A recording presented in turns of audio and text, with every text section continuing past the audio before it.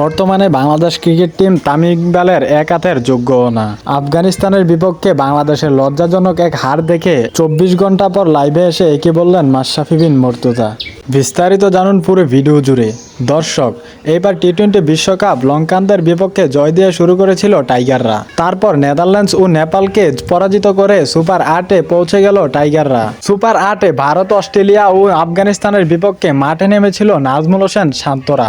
ওইখানে 3 ম্যাচের একটি ম্যাচও জয়ের দেখা পাননি টাইগাররা। দায়িত্বশীল ক্যাপ্টেন্সির অভাবে আফগানিস্তানের বিপক্ষে ম্যাচ হেরে টি-20 বিশ্বকাপ থেকে বিদায় নিল টাইগাররা। দর্শক, 2024 টি-20 বিশ্বকাপের মধ্যে বাংলাদেশের সবচেয়ে দুর্বল জায়গা ছিল ওপেনিং জুটি।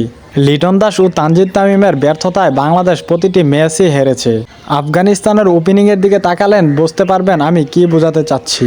রহমতুল্লাহ গুরবাজ ও ইব্রাহিম জাদরানের ওপেনিং জুটি দিয়ে ম্যাচ শেষ করত আফগানরা। আফগানিস্তানের ওপেনিং জুটি ভালো হওয়াতে তারা আজকে সেমিফাইনালে যেতে পেরেছে। আর অন্যদিকে বাংলাদেশের ওপেনিং খারাপ দেখে তারা আজকে বিমানবন্দরে। আমরা বাংলাদেশের ওপেনিং আগেও দেখেছি, যখন তামিম ইকবাল ছিল তখন ওপেনিং নিয়ে তেমন চিন্তা করা লাগতো না। আর হ্যাঁ দর্শক, আপনি যদি তামিম ইকবালের খেলা দেখে থাকেন তাহলে অবশ্যই আমাদের এই ভিডিওর মধ্যে আপনার মূল্যবান কমেন্টস করে আপনি জানিয়ে দিবেন।